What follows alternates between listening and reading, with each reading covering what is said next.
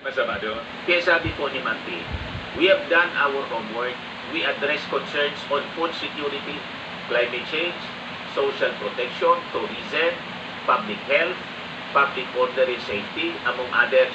In fact, the fruits of our overarching development agenda initiatives for the past 2 years are now slowly being felt across the nation. 100% yung naging approval ng mga batas sa amin on third and final reading of all these 17 priority measures identified ng ating Pangulo sa SUNA noong isang taon. So sabi niya, as a result of that, from the third quarter of 2022 to the first quarter of 2024, the economy grew by an average of 6.1%. For the first quarter of 2024 alone, the Philippine economy outperformed Indonesia 5.1%, Malaysia 4.2%, Singapore 2.7%, in Thailand 1.5%. Kaya mali po yung sinabi ni Senator Robin Padilla na dahil lang po yung Vietnam daw po na pag-iwanan na tayo dahil lang sa nagdagdag ng flights yung Vietnam Airlines papuntang Vietnam. From Manila to Vietnam, 2 city na niya. So sinabi niya, yun lang yung naging basis niya doon. Napakalinaw po. Tayo yung sa Kalam. Yan baga, tingnan ninyo, mga kababayan, nasa data mismo. He noted that in May, the National Economic and Development Authority projected that the country's growth target of 6% to 7% this year is achievable with the implementation of appropriate government policies. And as a result, the country is expected to continue outperforming most emerging economies and expand further to a range of 6.5% to 7.5% in 2025, sabi po ni Romualdez. Pati yung credit rating natin maganda, BBB, stable outlook po siya, mga kababayan. Ibig sabihin, pag maganda yung credit ratings natin, marami yung gusto magpautang, ang ibig sabihin, maganda ang ekonomiya natin. Kung sa negosyo po, ikaw ay negosyante, pag walang magpautang sa'yo, ibig sabihin, mahina yung negosyo mo. Talang maniwala na mga kabayad ka. Di ba? Pero pag pinag-agawan ka ng mga bangko na gusto kang pautangin, ibig sabihin, you're doing good as a businessman. Ganon din sa bansa, mga kababayan. Pag yung credit rating mo ay maganda, BBB, marami yung nagtitiwala ng mga financial institution. Ibig sabihin, you are doing well. Ganun lang yun. Maganda yung pamamahala ng gobyerno. Naintindihan ninyo mga nausog?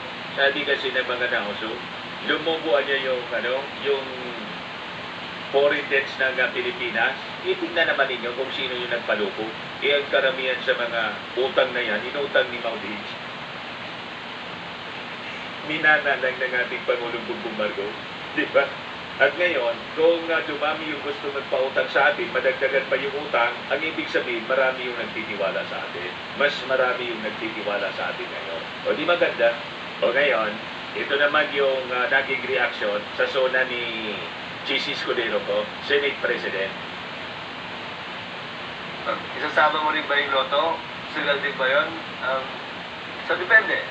Dapat national policy yan, kaugnay sa sugal, kung gusto talaga nating malipon ang masasamang epekto ng vision ito.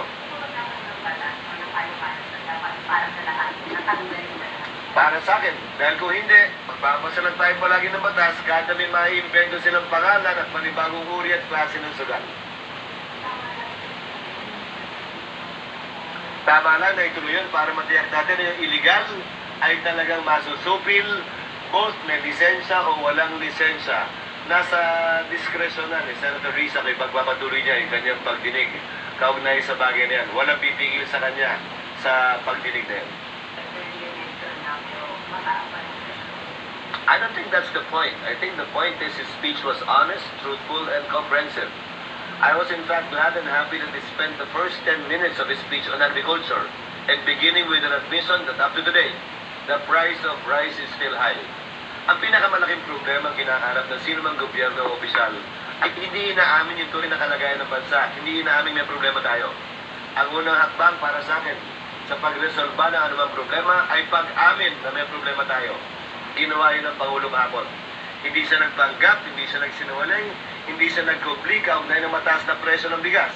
Inamin niya ang problema pa rin yun at na ginagawa niya ng paraan para mapababa yun at sa sumunod na 9 na minuto, yun ang tinalakay niya sa unang bahagi ng kanyang zona.